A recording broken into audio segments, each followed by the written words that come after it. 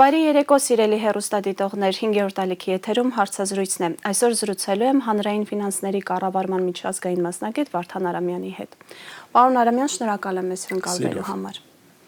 2026 թվականի բյուջեի քննարկումներն էին ազգային ժողովում տեղի ունենում, ինչ հետաքրքիր նյուանս նկատեցիք։ Ինչով է առանձնանում 2026-ի բյուջեն մյուս տարիների բյուջեից։ Գիտեք, ինձ միշտ հարցնում են, ինչ որակում կտանք 26 թվականի բյուջեն, ես կասեի, որ պահպանողական, որովհետև կառավարությունը առաջարկում է, որ դիֆիցիտը կրճատեն 1%-ային կետով, հիմա մենք պետք է նայենք դա ինչի հաշվին,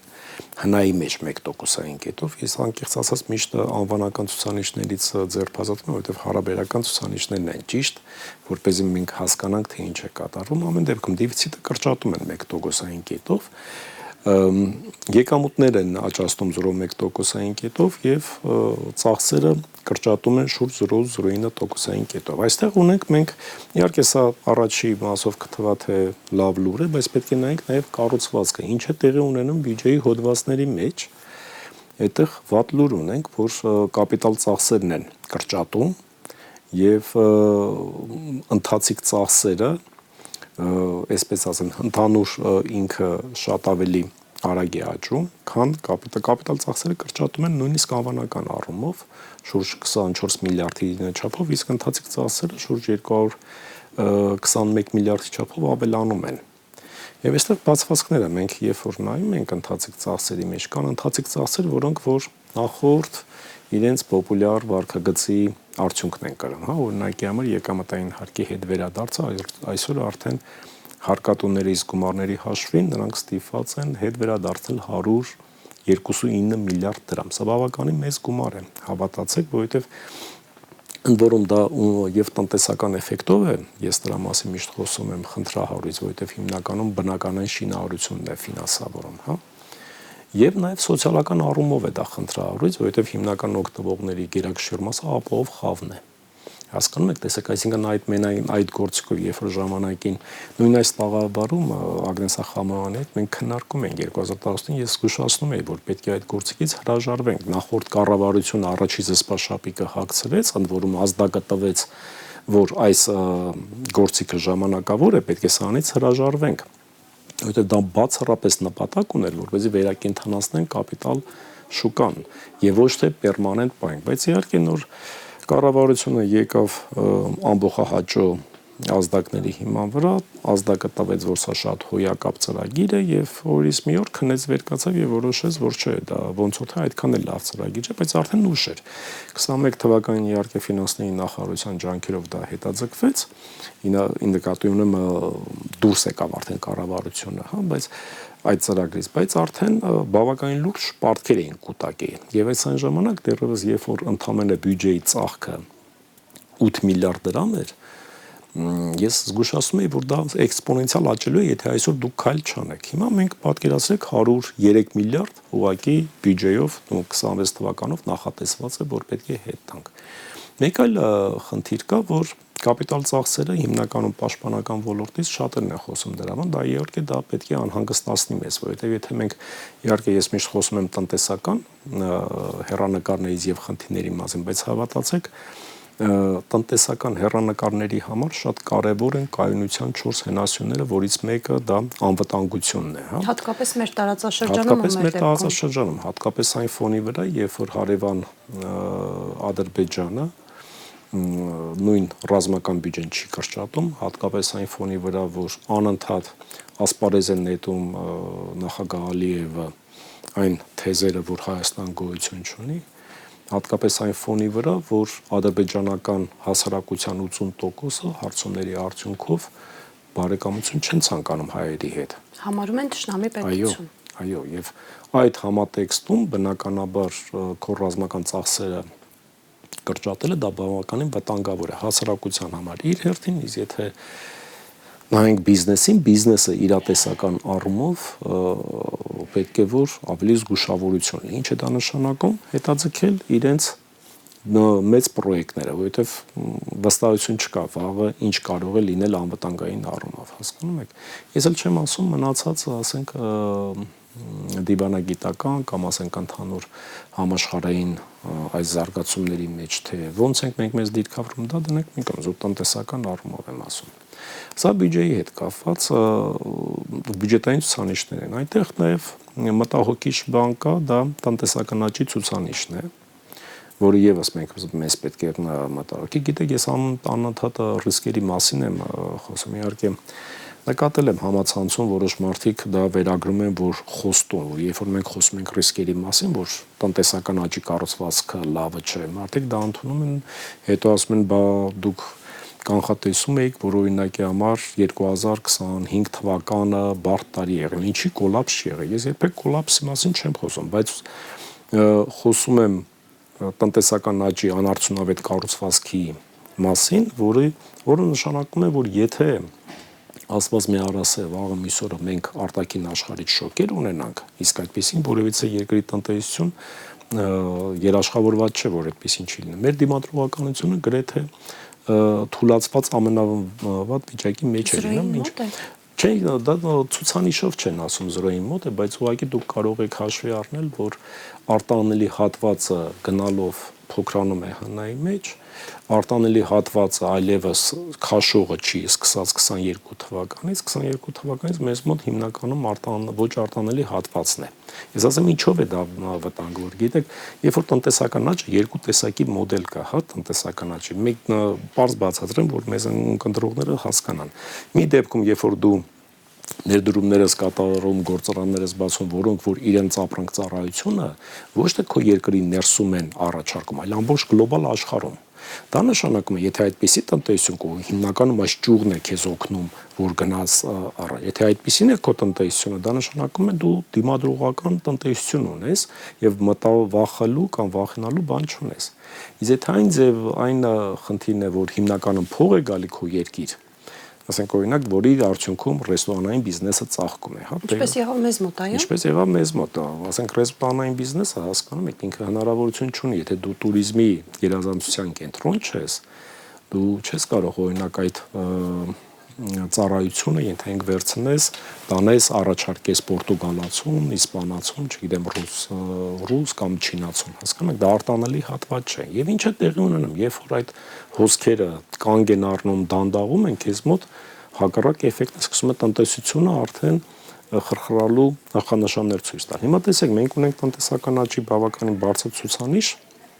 կիսամյակով 5%-ից բարձր է, 5.6%, եթե չեմ սխալվում, իսկ 9 ամսով մենք ունենք տնտեսական ակտիվության 7.6% ցուցանիշ։ Թվում է ամեն ինչ հիանալի է, իրականում ցուցանիշի տեսանկյունից բարձր է, բայց նայեք կառուցվածքը, որ ճյուղն է, որ հիմնականում առաջնորդող է։ Բնականին շինարարության գիտեմս կապիտալ շինարարության 20%-ի։ Մենք ունեցել ենք այդպիսի պատմություն, այո, ունեցել ենք, եւ դա մեզ դաշ չի եղել։ Եվ հիմնականում այս բնականային շինարարության խնդրեմը նրա մեջ է, որ բնակարանը հաջորդ տարի քո տնտեսական կյանքին չի մասնակցում։ Դա երկարաժամկետ սպառման ապրանք է։ Դա կարող է համարվել արտադրական կապիտալ, եթե նորից եմ ասում, դու լինեիր ենթենք տուրիզմի գերազանցության կենտրոն, եթե օրինակ քեզ մոտ ներգնա տուրիզմը եւ արտաքին աշխարհից դեպի քո երկիր շատ ավելի շատ լիներ, քան արտագնան, որ օրինակ Իտալիան, հա։ Օրինակ Իտալիայում, օրինակ Հունաստանում, որտեղ օրինակ բնակարանները վարձով կարողանում են տալ օրական եւ դա համարվում է հնայի ստեղծող տալիս։ Մեզ մոտ դա սպառման ապրանք է, որովհետեւ հիմնական քո վարձակալները քո ներքին ռեզիդենտներն են, շատ քիչ են, որ տուրիստները վարձում են կամ ենթենք դու բնակարան ես գնում, որպեսզի տուրիզմի վրա աշխատես եւ այլ եւ այլ։ Սա խնդիր է, սա խնդրահարույց է, որովհետեւ տեսեք, նույն 25 թվականին մեզ մոտ տնտեսական այդ բարձր աճի հետևը անկած գործոնները, եթե ուշադրությամբ նայենք, հիմնականում դա մեկը եկամտային հարկի հետ վերադարձի այդ դեռևս շարունակող այդ իներցիոն ծրագիրն է, մյուսը վարկերն են։ Եվ վարկերի աճը պետք է մեզ անհանգստացնի, որովհետև Ինչու՞։ Գիտեք, որովհետև վարկերը դուք պետք է կարողանաս հետ վերադարձնես։ Եթե վարկերը տաճում են, ասենք 12 ամսյա վաճերը, վարկերի աճատնտեսության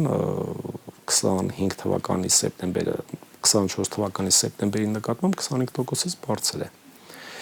Եվ սա պետք է, սա կայուն չէ, եթե անընդհատ շարունակում է ինչ-որ մի ժամանակ հետո ինքը կամ կանգ է առնելու կամ այդ վարկերի այսպես ասած մի մասը դառնալու են չաշխատող վարկեր, եթե իրական տնտեսությունը նույն տեմպերով արագ չեն աճում։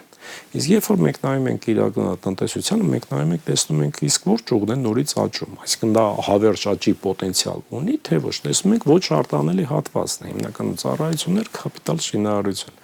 Հետեւաբար հարց է առաջանում, ինչի հաշվին պետք է լինի։ Ես չգիտեմ, միգուցե նոր կառավարությունը հակված է, որ կլինի թուրքական կամ ադրբեջանական կապիտալ, որը կքաշի նորից այսպես, միգուցե սա եւս սցենար է։ Գևորգ Պապոյանը հենց այդ մասին էլ հայտարարում էր, ասում էր, պետք է պատրաստ լինենք, պետք է իմանանք, որ Հայաստանում թուրքական եւ ադրբեջանական ներդրումներ են լինելու։ Դա սցենար է, բայց դա նշանակում է նրանց արդեն լոբիստական ուժի ավելի մեծացում։ Առանց այդ էլ մենք այսօր հետ կհամաձայնենք ոչ այդքան լավ վիճակի մեջ ենք, որովհետեւ եթե նույնիսկ քաղաքականությունից շատ հեռու մարդ, ինչպեսին ես եմ եւ սովորական քաղաքացիներն են, զուտ դատելով ուղղակի մեդիային, թե ինչ է ասում հարևան Ալիևը կամ ինչ է ասում մեր վարչապետը, հա, երբ որ մենք նայում ենք, ասենք, ինձ թվում է դժվար չէ ուղղակի մտքի թեթև արժանքով հասկանալ, որ նրանք ունեն գերակայություն ու աննախադեպ գերակայություն։ Ցանկացած տարբերակ ունեն, հանդգնում են, մեզ ցույցում են տալի, վայ դուք պետք է սա անեք, նա անեք, նա անեք։ Մենք երբեք օրինակի համար ես ինձ ուղղեք եթե սխալվում եմ, բայց ես չեմ լսել, որ մենք ցույցում տանք Ադրբեջանին այսքան ժամանակ, որ դուք այդ պետք է անեք, այն պետք է անեք, սա ցավալի բան է։ Այդ ֆոնի վրա, գիտեք, մանկամտություն է մտածել, որ այդ փողերի ներհոսքը մեր կյանքը լավացնելու է կամ հիացնելու։ Իհարկե տնտեսական իշխանությունները մարդկանց խոստանում են, ասում են ձեր կյանքը լավանալու է, Զանգեզուրի միջանցքը կբացվի, մենք դրանից եմ ասում, տեսեք transfer fix տանենք։ Այդ նայենք Զանգեզուրի միջանցքի մասը, որ ասում եք transfer fix, դա եւս ինչ շատ հարցնում են։ Տնտեսական օգուտները ինչ է ելնում, առաջի իմ ազդակային է, որ իրականում այո տնտեսագիտական գրականության մեջ դա ընդունված դասագրքային ճշմարտություն է, որ եթե դու ունես դիվերսիֆիկացված ճանապարհներ, եթե ունես ավելի շատ ելք դեպի արտաքին աշխարհ, դա քո տնտեսական պոտենցիալի վրա դրական է ազդում։ Սա որևիցե մեկը չի վիճարկում, հասկանում եք, փակ սահմանները վտանգավոր են, ավտարկիան վտանգավոր է, վիճարկում է մեկ այլ բանը, դրա իրատեսականությունը, որովհետև եթե դուք մասնագետներին եք հարցնում, ասենք տնտեսագետները շատ պրագմատիկ մարդիկ են, նրանք ենթադրություններով շատ չեն առաջնորդում, նրանց համար պետք են ելքային կամ մուտքային հստակ ցուցանիշներ, սեղան թղթի վրա գրված, որովհետև մնացած սցենարները տնտեսագետները կարող են հարյուրավոր սցենարներ մշակեն եւ դնեն սա, եթե սա լինի, սա կլինի, եթե սա լինի, սա կլինի եւ այլ եւ այլ։ Այսօր ինչ ունենք մենք սեղանի վրա գրված։ Հստակ նույն օրինակ խոսում են Երակոմ հայտարարությունը Տրամպի ստորագրությամբ, հա։ Ես ինքս կարդացել եմ, ուշադիր կարդացեք այդտեղ թղթի մեջ ինչ է գրված։ Հստակ է, որ Հայաստանի տարածքով Ադրբեջանը եւ Նախիջևանը պետք է իրար կապեն, դա հստակ է, չէ՞, սպիտակ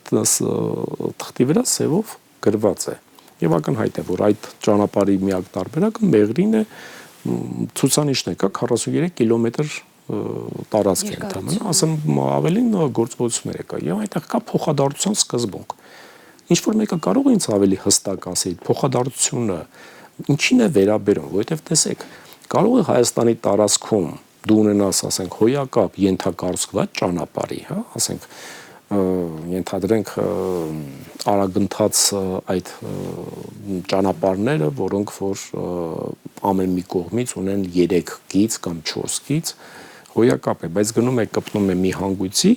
եւ այդ ամեն կողմից 3 գծանոց ճանապարհը դառնում է ընդամենը 2 կողմանի 1 գծանոց ճանապարհներ։ Տնտեսական պոտենցիալն ու թողունակությունը միանգամից ընկնում է եւ այն ճանապարհը, որ դու ունես Հայաստանի մեջ, իմաստազրկվում է։ Ես նույնիսկ չեմ ասում, ասենք այն հանգույցներ, որտեղ որ ճանապարհները ընդհանրապես ինչքան որքանով որ ես ունկնդրել եմ ճանապարհների ու տրանսպորտների մասնագետների, կան տեղեր, որոնք որ ընդհանրապես շատ վատ վիճակ են եւ Թուրքիան եւ Ադրբեջանը պետք է ներդրումներ կատարեն։ Անում են դրանք այդ ներդրումները։ Չգիտեմ։ Եվ որից է մեկը այսօր նույնիսկ կառավարությունը չգիտի դրա համար։ Այսինքն իրատեսական չեք համարում Զանգեզուրի միջանցքի կյանքի կոչվելը։ Կյանքի կոչվելը ես այսօրվա դրությամբ տեսնում եմ մեծ հավանականություն, որ Ադրբեջանը եւ Թուրքիան ունեն բավական հատկապես Ադրբեջանը ունի բավականին լոբիստական մեծ ուժ ներազդելու կառավարության վրա եւ քանի այս կառավարությունն է դրա բացվելու շանսերը շատ մեծ եմ տեսնում։ Այլ հարց է թե դա ինչ կտա Հայաստանին եւ ինչ կտա Ադրբեջանին։ Ես որպես քիչ թե շատ տնտեսագիտությունից հասկացող ես ասում եմ, որ շատ ավելի մեծ օգուտ է տալու այսօրվա վրա Ադրբեջանին, քան Հայաստանին, որովհետեւ Հայաստանը ընդհանրապես կարողանալու է օգտվել դրա տրանզիտային վճարներից։ Իսկ Ադրբեջանի դուք ուղղակի քարտեզը վերցրեք, ենթադրենք Google Earth-ով կամ նայեք մի հատ ճանապարհը, որպեսզի նա կարողանա Իրանի տարածքով պատտվի, առնվազն 2-3 անգամ ավելի մեծ տարածք պետք է նա անցնի։ Այսինքն շատ ավելի քիչ գումար է ծախսելու ապրանքը տեղափոխելու։ Միանշանակ, որտեղ դա հաշվարկելի է, հասկանում եք, մեկ այլ բան է, երբ որ դու ընդհանրապես 43 կիլոմետր ես անցնում, մեկ այլ բան է, երբ որ անցնում ես ենթենք 100, 150, 200, հասկանում եք, դրանք ծախսեր են, դրանք տրանսպորտային ծախսեր են, որոնք որ բիզնեսի վրա ազդում են։ Իսկ transfer fee-ն ոչ մի կերպ չի ազդելու դրական Հայաստանի Հանրապետության շարքային Գազդի այլ հարց է առաջանում, թե որքան է լինելու այդ transfer fee-ն եւ ով է դա հավաքելու։ Այնտեղ նաեւ խոսակցություն կա, որ հսկելու է ինչ որ ամերիկյան ընկերություն, այդպիսի բան էլ նետվեց ասպարեզ, բնականաբար նա իր ծառայության դիմաց վերցնելու է իր գումարը։ Ես չգիտեմ, դա մөр եմ ասում, հասկանում եք, այստեղ կան անհայտներ, որոնք որ շատ կարևոր է, որպեսզի եթե դուք գաք հիմա ինձ ասեք, հաշվեք Հայաստանի տնտեսական օգուտը, ես ես հարցնելու եմ, խնդրում եմ տվեք մուտքային տվյալները, որպեսզի ես հստակ սա մնացածը տեխնիկայի հարցը ես կհաշվեմ եւ ձեզ կասեմ։ Բայց մի բան ակնհայտ է, այսօրվա դրությամբ նորից եմ ասում, անկախ որ ինչ ունենք մենք հայտնի, անհայտները դնենք մի կողմ։ Հայտնի շատ հստակ է, Ադրբեջանը կապվում է Նախիջևանի հետ 43 կիլոմետր բանով ճանապարհով։ Մնացածը հետո կգա Երևան թե մենք ինչ ենք, բայց միայն այս մասը հաշվարկելի է։ Ես ինչ կանեմ, որպես մասնակից կվերցնեմ 43 կիլոմետրը կհաշվեմ Իրանի տարածքով, ասենք ճանապարհի երկարության հետ։ Նույնիսկ չեմ ուզում ասեմ, նա այնտեղ ճանապարհի բնույթն էլ էական է։ Մեկ այլ բան է, երբ որ դու բարձրանում ես, պատտվում ես, չգիտեմ, ճանապարհը, մեկ այլ բան է ուղղակի ուղիղ արագընթաց ճանապարհ, իհարկե, որը որ ենթադրվում է Ադրբեջանը շատ է խոսել դրա մասին, հենց այդպեսին էլ լինելու է։ Տնտեսական օգուտները, նույնիսկ ասում եմ, եթե համադրելի ճանապարհ վերցնենք, 43 կիլոմետրը, չեմ ասում նույնիսկ ավելի լավն է լինելու այս 43-ը, քան թե իրանական տարածքով։ Նույնիսկ համադրելի, եթե ենթակառուցվածքային ճանապարհ վերցնենք, ակնհայտ է, հաշվարկելի է, որ Ադրբեջանը դրանից բավականին օգտվելու է։ Պարոն Արամյան, անդրադառնանք նաև ներդրումներին, խոսեցիք, որ պաշտպանական ոլորտից անմիջական ուրեմն կախվածություն ունի նաև ներդրումային ոլորտը։ Ներդրումային ոլորտն ինչ իրավիճակում է։ Հայաստանի իշխանությունները սիրում են խոսել այն մասին, որ դրսից պետք է գումարներ բերել Հայաստան, որ պետք է ամեն կերպ խրախուսել դրսից եկող ներդրումները։ Ինչ թվեր ունենք։ Ինչպեսին է օտարերկրաուղակի ներդրումների վիճակը, տխուր։ Եվ դա ես չեմ ասում, դա ասում է Հայաստանի Հանրապետության վիճակագրությունը։ Իդեպ գիտեք, ես դրա մասին խոսել եմ դեռևս 21 թվականի վերջից, երբ որ առաջի ոչ թափանցիկ գործարքը տեղի ունեցավ։ Նույնիսկ ասում եմ մի կողմ դնենք, ենթադրենք անվտանգության հարցը, քաղաքական կայունության հարցը եւ այլ, հա, որովհետեւ օտարերկրյա ներդրողի համար շատ կարեւոր է երկու մակարդակի, այսպես ասած, կանոնների պահպանումը։ Վերևի մակարդակի կանոնները դրանք 4 կայունության հենասյուններն են, հարկաբյուջետային կայունություն, դրամավարկային եւ ֆինանսական, քաղաքական եւ անվտանգություն։ Եթե սրանցից մեկը կաղվում է, արտաքին ներդրողը չի շտապում գա այդտեղ ներդրում կատարի։ Հետո երկրորդ մակարդակին արդեն միկրո մակարդակի գործիքներն են, քո հարկային քաղաքականություն, քո դատական համակարգ եւ այլն։ Այդ մասով մենք եւս չենք փայլում, բայց դնենք մի կողմ, ենթադրենք տեսականորեն սրանք շատ հոյակապ են։ Շատ այս ամենի ֆոնի վրա, երբ որ 21 թվականին Զանգեզուրի գործարքը տեղի ունեցավ, կհիշեք, այն ժամանակ սկզբում տրվեց կառավարությանը 15% փայ, հետո 6.5%, չեմ սխալվում, նորից ավելացվեց 21, այսօր խոսում են 25% փայամասության մասին։ Հարց է առաջանում ու շատ ձեր գործընկերները հարցրեցին կառավարության անդամներին, ինչի դիմաց։ Ինչպես է դա տեղի ունեցել, հասկանում եք։ Հետո դրան հաջորդեց այլ գործարքներ, Լիդիանը, Վիվասելը 15%, 25% եւ սա, երբ որ կողքից նայող արտաքին ներդրողը տեսնում է, որ դա անհասկանալի կանոններ են, որտեղ որից է միտքեւ չկա մագնաբանվես, որ ինչ փոխանակություն տեղի ունեցավ, հասկանում եք, տնտեսական հիմքերի վրա, հա, ասենք շահումի հիման վրա, շահույթի հիման վրա, ինչ բան փոխի ունեցավ, որից մեկը չկարողացավ հասկանալ։ Դա իրականում բացասական պետք է ասել։ Դրա մասին ես խոսում եի։ Դրա համար 22 թվականից այն ինչ որ նախազգուշացնում էի, ուշադիր նայեք օտարերկրյա ուղակի ներդրումների հոսքը դեպի Հայաստան։ Գնալով անկում է ապրել, 24 թվականին եղել է բացասական իրական տնտեսությունում վիճակագրությունն 44.6 միլիարդ բացասական եղել, այսինքն փողը փախել է Հայաստանից։ Այս տարի մենք ունենք Այսինքն փող չի մտել Հայաստան, այլ եղած գումարն դուրս է եկել։ Փողը դուրս է եկել։ Այս տարի 6 ամիսների ընթացքում մենք ունենք ընդամենը 5 միլիարդ դրամ, 44.6 միլիարդը եւ դրամով է ես ասում, 5 միլիարդ դրամ ներհոս զուտով։ Ընդ որում դրա մեջ կա նաեւ վերաներդրված շահույթի կոմպոնենտը։ Ինչի համար եմ այս թվերը հնչեցնում։ Իհարկե այս ամեն ինչին վերջին շիրմաքարը կարծում եմ դա նաեւ հեծի գործարքներ կա, երբ որ առանց դա, գիտեք, երբ որ կառավարությունը ասում է, որ այնտեղ կար վատ կառավարում, հենց դրա համար էլ ես ներխուժեցի այդ կյանքը, իհարկե տնտեսագիտական գրականության մեջ դա բան կա, կոչվում է hostile takeover, հա, թշնամական խլում, այդպիսի, երբ որ ներդրողը տեսնում է, որ կառավարությունները այդպիսի hostile takeover, այսինքն թշնամական խլումներ են կատարում, դա լինում է այն դեպքում, երբ որ պատճառաբանված չէ քո միջամտությունը, թափանցիկ չէ, բիզնեսի համար հասկանալի չէ, թե ինչպես դարձավ կառավարությունը այդ մասնաբաժնի տերը։ Դա արդեն կարմիր դրոշակ է բարձրացնում, որ չգալ այդպիսի երկրին, որովհետև եթե ներդրում կատարեց, օրինից մի օր նույն ճակատագրին կարող է ինքը արժանանալ։ Իսկ դրանից հետո Սամվել Կարապետյանի կալանավորումը հենց նույն թեմայից է, դա ավելի խորացրեց այդ խնդիրը, ընդ որում գիտեք, ես դրա մասին բացմիցս եմ խոսել, երբ որ առաջի անգամ ասպարեզ նետվեց, որ հեծը շատ վատ է կառավարում, ես այդ միտքը չեմ կիսում, որպես ֆինանսներից մի փոքր հասկացող, որովհետև եթե դուք օրինակ ֆինանսիստներին հարցնեք, ասենք, գիտեք, կամ այսպես ասած հաշվետվությունների լեզու, հա, ակնհայտ է, ֆինանսների լեզու կա, ֆինանսները իրանք թվերը երբեք չեն խաբում, նրանք միշտ ճշմարտությունն են ասում, առավել ևս, երբ որ այդ թվերը հավաստվում են նաև միջազգային քառյակի, լավագույն քառյակի մեջ մտնող աուդիտորների կողմից, որ այո, դա ճշմարտությունն է ներկայացնում։ Իսկ այդ թվերը ինչի մասին էին խոսում։ Մինչև Սամվել Կարապետյանի թիմի կողմից հեծի կառավարում ստանձնելը, դա եղել է 14 թվականի վերջին, 15 թվականի սկզբին, հա։ Մինչև այդ Ռայո ԵՍ ռուսական ընկերությունն էր կառավարում, այն ժամանակ մենք կարող ենք ակնատես լինենք անընդհատ, որ ընկերությունը վնասներով էր աշխատում։ Ընդհանուր մինչև այդ վնասները հասնում էր 10 միլիարդ դրամի։ Եվ բնականաբար նրանք թակում էին արդեն սա գների կարգավորման հանձնաժողովի դուռը, ասում էին բարձրացրեք, որովհետև չի կարող սա կանգնի, բարձրացրեք սակագները, վերջի հաշվով դրա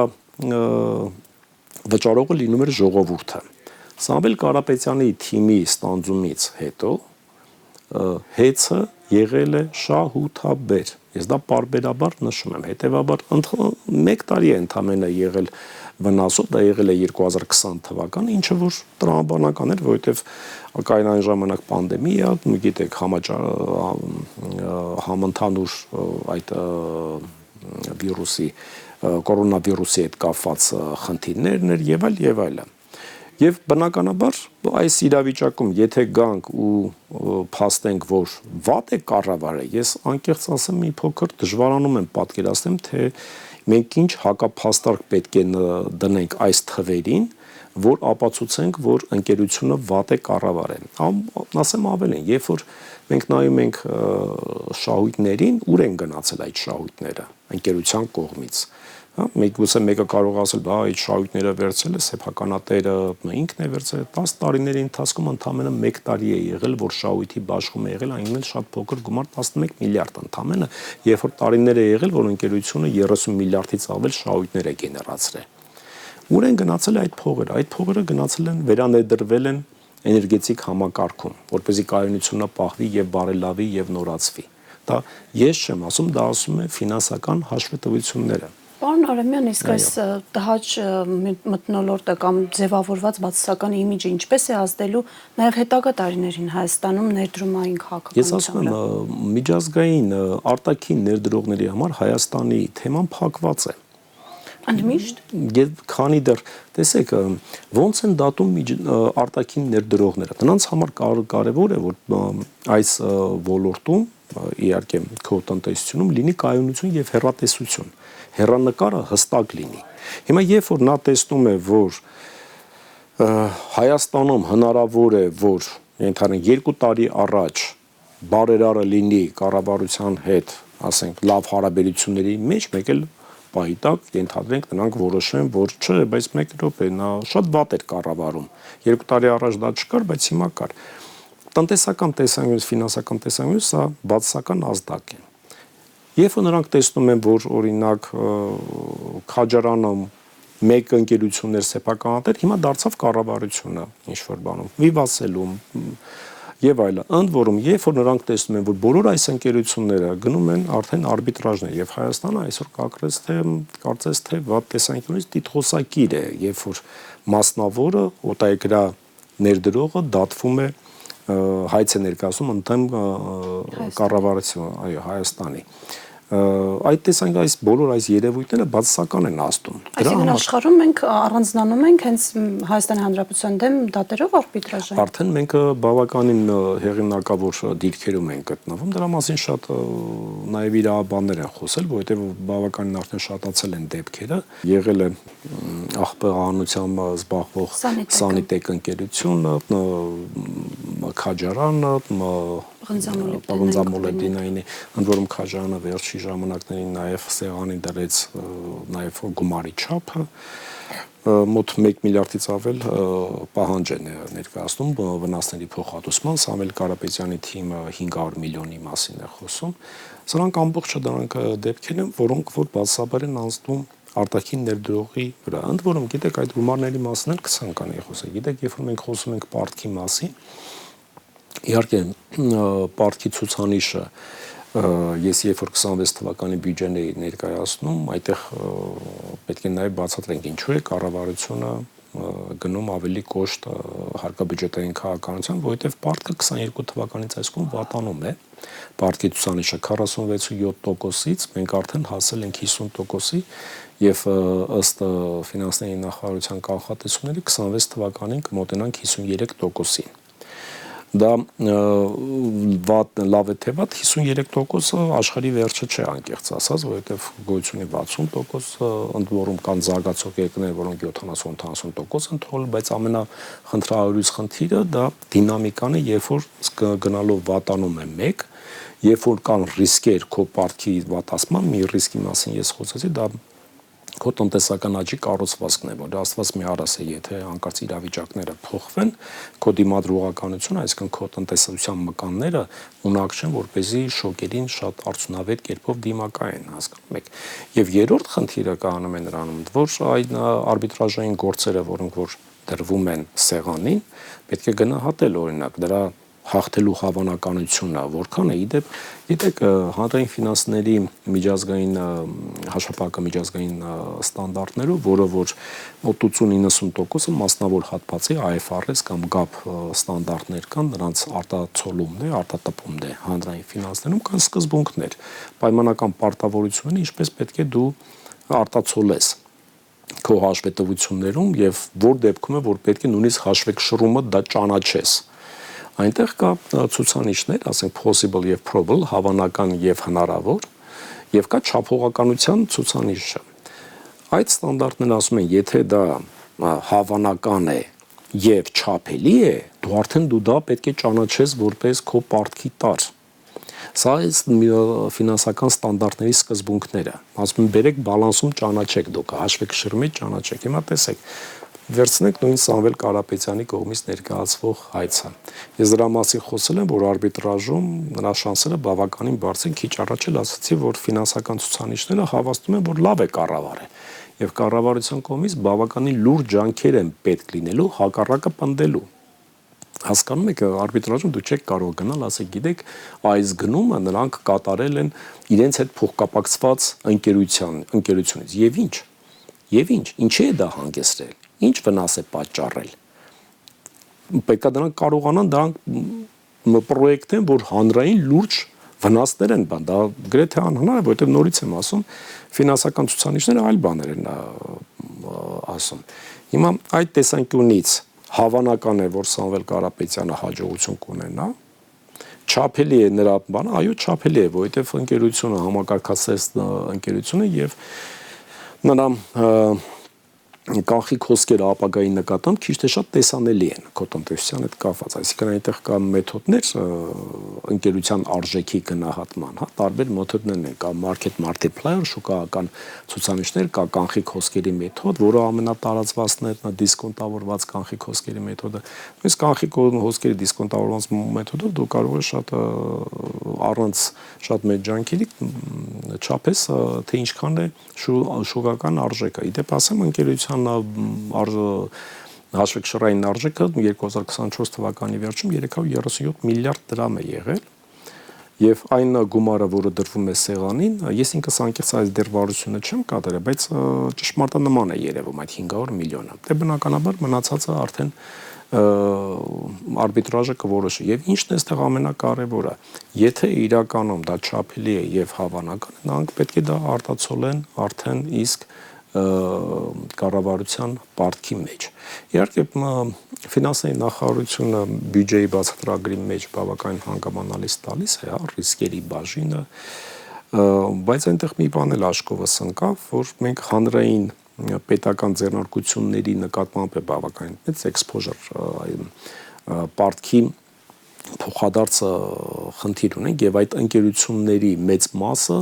գրանցված է 5 աստիճանի ռիսկայնություն, հա, որ առաջին ամենակիչ անվտանգն է, 5-ը ամենավտանգավորն է, հա։ Այն պետական ձեռնարկությունները, որոնք որ բյուջեից վարկեր են վերցրել ենթավարկի միջոցով, հիմնականում դասակարգված են երրորդ եւ չորրորդ աստիճանի ռիսկանության մեջ։ Սա եւս խնդիր է, որ պետք է մտածել։ Այսինքն լավ կլներ կառավարությունը այդտեղի մենեջմենթով զբաղվել եւ կարգի բերեր, որպեսզի նրա ավելի քիչ ռիսկային լինի, քան թե այն ընկերությունը, որ այսօր շահութաբեր է աշխատում, 10 տարի շահութաբեր է աշխատել, 10 տարվա ընթացքում սակագների բարձրացում չի ունեցել, այդ նրան մեղադրեն մենեջմենթի վատ կառավարման մեջ։ Պարոն Արամյան, մեր զրույցի վերջում կուզենայի որպես հանրային ֆինանսների կառավարման միջազգային մասնագետ մեր քաղաքացիներին որևէ կարճ խորհուրդ տայիք, ինչպես գրագետ կառավարել ֆինանսները։ Գիտեք, ֆինանսական գրագիտությունը բավականին կարևոր բան է։ Պրոբլեմը նրա մեջ է, որ այսօրվա դրությամբ հենց այդ ֆինանսական գրագիտության պակասից մեր հանրության գերակշիռ մասը ընկավ կառավարության լարաս ծուղակի մեջ 2018 թվականին, որովհետև հասկանում եք, մենք ոչ առաջի ոչ վերջի երկիրն ենք, որ փողոցի միջոցով կատարվել է իշխանափոխություն, միջազգային ակադեմիական շուկային բավականին շատ վերլուծություններ կան այդ մասին, թե ինչպես է տեղի ունենում եւ հավատացեք, հիմնականում իշխանափոխության քաշող ուժը լինում է սոցիալապես անապահով խավը։ Այնտեղ լինում են 3 շերտի հասարակության անդամներ, արմատականներ, ռացիոնալներ ըստ հեղինակների, հա, եւ երրորդը հենց սոցիալապես անապահովներ են եւ ցավոք իրանց ֆինանսական գրագիտության պատճառով նրանք ընկնում են, գայթակղվում են այն խոստումներով, որը տալիս է այդ առաջնորդող փողոցի առաջնորդող ուժը, իսկ դուք հիշեք 2018-ին ինչեր էին խոստանում։ Թալանը հետ ենք բերելու։ Թալանը հետ ենք բերելու, ձեր վարկերը պետք է չեղարկենք, ոլորտ ուղանքները պետք է չեղարկենք, շատ բարձր է վարկային տոկոսը, շատ բարձր է հարկերը եւ այլ, այսինքն մեսեջներ են, որով որ ձևավորեց սպասումներ այս ազգաբնակության մոտ եւ քանի որ նրանք ֆինանսական գրագիտություն չունեն, նրանք նետվեցին հավատալով դրան, փորձեցին իրանց սպառումը առաջ բերել, չսպասեցին, որ իրանց եկամուտները աճեն, հա, եւ ընկան այդ վարկային ծուղակը։ Ձեզ առանց թվերը ասեմ, օրինակ 18 թվականի մայիսից մինչև 19 թվականի մայիսը շուրջ 500 միլիարդից մի փոքր ավել է եղել սպառողական վարկը, իսկ 19 թվականի վերջին արդեն 900 միլիարդը անցել ենք, պատկերացրեք, ընդամենը 1.5 տարվա ընթացքում։ Բայց ինչ է տեղի ունենում դրանից հետո։ Հետո տեսնում են, որ իրականում իրենց եկամուտները չի աճում, որտեղ իրենց եկամուտների աճը պարտադիր պետք է կախված լինի իրենց արտադրողականությունից, հա։ Ընկնում են մոլախաղերի գիրկը, որը սա երկրորդ ծուղակն էր, որի համար իհարկե կառավարությունը եւս նպաստեց, կհիշեք, բացեց նա դռները մոլախաղերի անբան գովազների միջոցով նույնիսկ ֆինանսների փոխնախարարը մեկ անգամ թիվ հնչեց, 5 տրիլիոնից ավել խաղադրույք էր կատարվել։ Ես հեռու եմ այդ մտքից, որ այդ խաղադրույք կատարողների գերակշիռ մասը օտարերկրացիներ են, դա հիմնականում մեր քաղաքացիներն են։ Եվ երրորդ արդեն հոսքը տեղի ունեցավ 24 թվականից հետո, երբ որ արդեն սոցիալական վիճակը էապես վատացավ։ Ձեզ մեկ օրինակ բերեմ, օրինակ կառավարությունը ասում է, որ ժողովուրդը լավ է ապրում, որովհետև նրանց եկամուտները, աշխատավարձերը աճել են։ Ես չեմ կիսում այդ միտքը, որովհետև իրականում աճել են նրանց աշխատավարձերը, բայց դա ընդամենը պատկերի մի մասն է։ Եթե ես մեկ վարժություն էի արել, վերցրել է 2018 թվականի համեմատ, նայել էի աշխատավարձերի աճը, այդ աշխատավարձերի անվանական աշխատավարձերը ճշգրտել էի գնաճով, որովհետև գնաճը խժռում է մի մասը, հա։ Իրականում այնտեղ կար մոտ 2018-ի համեմատ 25 թվականի մինչև սեպտեմբեր ամիսը աշխատավարձերը շուրջ 36%-ով աճում են իրական։ Ընդ որում դրա մեջ կա նաև հարկային վարչահարության գործիքը, բայց դա դնենք մի կողմ։ Բայց մենք մտածել ենք օրինակի համար, իսկ իրենց պարտավորությունները եւ ծախսերը ինչպես են աճել։ Հենց իմ նկարագրած այդ վարկային ծուղակի հայտնվելու հետևանքով։ Ձեզ ասեմ, եթե մենք մեր վիճակագրությունը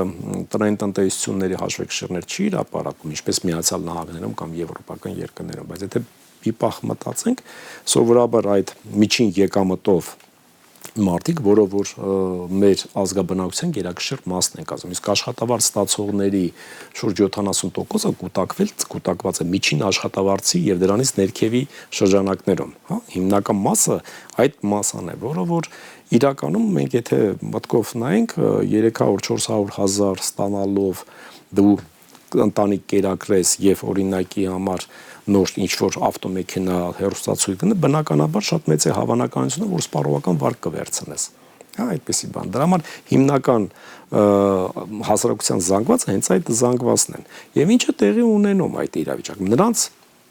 մոտ պարտավորությունները ավելի է վատացել։ Եթե նայենք օրինակ 18 թվականի համեմատ սպառողական վարկերը ինչքան են աճել, ես ըստ թիվը հնչեցեմ, աճել է 2-4 անգամ։ Եթե դե հիմա համեմատեք 36% աճել է նրանց իրական աշխատավարձը եւ նրանց պարտավորությունները, չէ՞ որ այդ վարկերը նրանք պետք է մարեն, չհաշված որ շատ բարձր տոկոսներով, աճել է 2-6 անգամ։ Ինքներդ դատեք, նրանց սոցիալական վիճակը լավացել է թե վատացել է։ Պարոն Արամյան, շնորհակալ եմ հետաքրքիր զրույցի համար։ Ես եմ շնորհակալ։ Հիշեցնեմ այսօրվա իմ հյուրն էր հանրային ֆինանսների կառավարման միջազգային մասնագետ Վարդան Արամյանը։ Դուք դիտում եք հարցազրույցը, հաջողություն։